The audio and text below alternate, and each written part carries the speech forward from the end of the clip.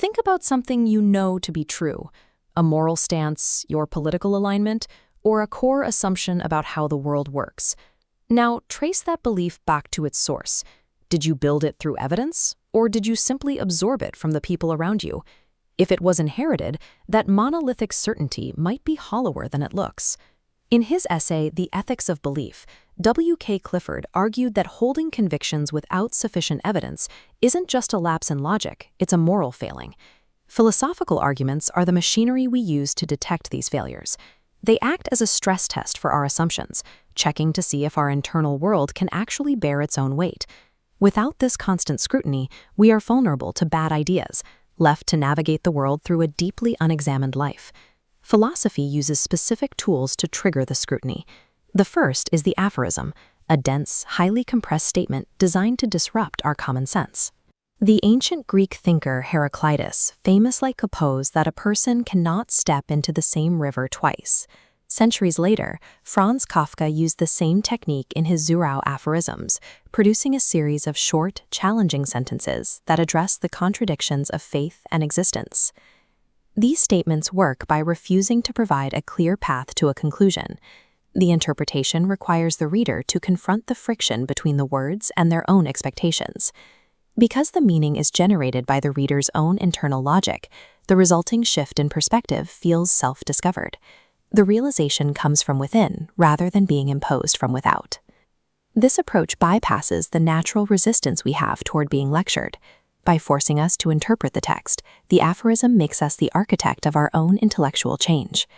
When raw data fails to penetrate our intellectual defenses, philosophy uses storytelling to reach us. These narrative thought experiments use empathy to alter our moral baselines. Andy Weir's short story, The Egg, demonstrates this by imagining that every human being throughout time is actually a single reincarnated soul. In this scenario, the distinction between self and other disappears. Every act of cruelty or mercy ever committed becomes an act directed by the protagonist toward themselves. The story forces the reader to confront a reality where they were once Abraham Lincoln, and where they were also the man who killed him, John Wilkes Booth.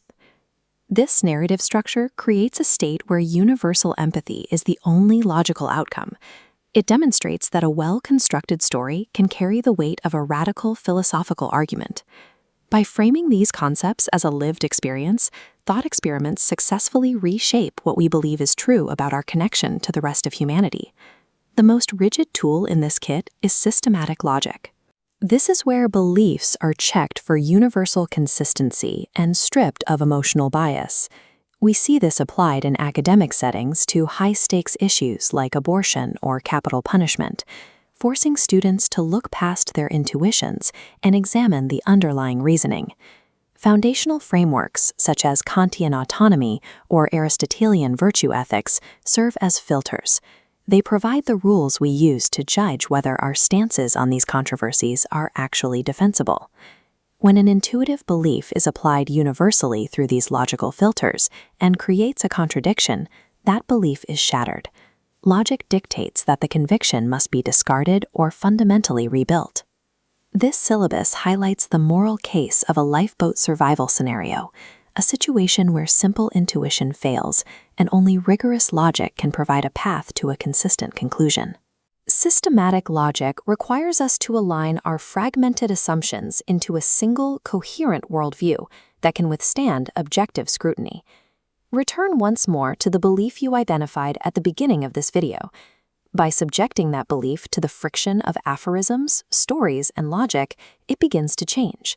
It evolves from a fragile assumption into a conviction that is consistent with the rest of your knowledge. This process of constant interrogation has been the mandate of philosophy since ancient Greece.